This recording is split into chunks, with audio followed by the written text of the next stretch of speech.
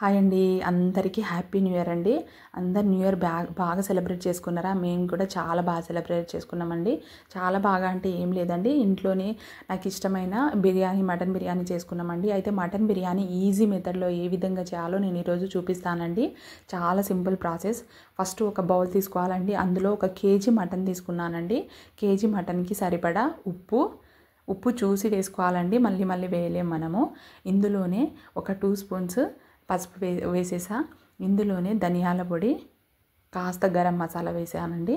చూస్తున్నారు కదా, నేను ఎక్కువగా మసాలా వేస్తలేను, కానీ టేస్ట్ మాత్రం అద్రిపోతుందండి. ఇందులోనే మసాలా దినుసులు కూడా వేసేయాలి. తర్వాత కొత్తిమీర, పుదీనా కట్ చేసి పెట్టుకుని వేసేయాలండి. ఇందులోనే కారం కూడా వేసేసాను. తర్వాత కారం వేసిన తర్వాత కాస్త నూనె తగినంత వేసేసి బాగా కలపాలండి. ఇది మసాలా అంతా ముక్కలకు బాగా పట్టేటట్టు బాగా కలిపేయాలి. ముందుగాల చాలామంది పెరుగు వేసేస్తారండి. అలా కాకుండా ఈ మసాలా అంతా కలిపిన తర్వాత పెరుగు వేయండి. కేజీ మటన్కి దాదాపుగా ఒక 1/2 కిలో పైనే పెరుగు వేయాలండి. అప్పుడే బాగా కుక్ అవుతుందండి. ఇందులో అల్లం వెల్లుల్లి పేస్ట్ కూడా వేసేయాలండి. వేసిన తర్వాత నేను హాట్ వాటర్ పోస్తున్నానండి. ఒక 1/2 గ్లాస్ హాట్ వాటర్ పోస్తే ముక్క అనేది మంచిగా పర్ఫెక్ట్గా కుక్ అవుతుందండి. ఎందుకంటే మటన్ అనేది అంత తొందరగా కుక్ అవ్వదు. అది కుక్ అవ్వాలంటే కాస్త అందులో కొంచెం నీళ్ళు, తర్వాత పెరుగు ఎక్కువగా వేయాలండి. అప్పుడే డ్రై అవ్వదు అది. నేను కేజీ మటన్కి 2 గ్లాసులన్నర రైస్ గంట ముందే నానబెట్టేశానండి. రైస్ కోసం అని చెప్పేసి ఒక గిన్నె పెట్టేసి అందులో నీళ్ళు పోసి మసాలా దినుసులు అన్నీ వేసేసానండి. కొత్తిమీర కూడా చల్లిన తర్వాత అందులో ఉప్పు కూడా వేసానండి. వేసిన తర్వాత ఇలా ఉడుకుతుంటుంది కదా, బాగా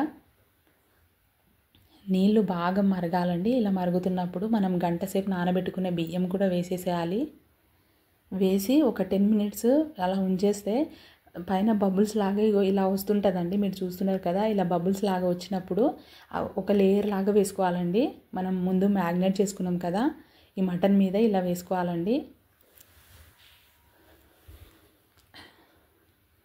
ఇలా ఒక లేయర్ లాగా వేసుకున్నానండి.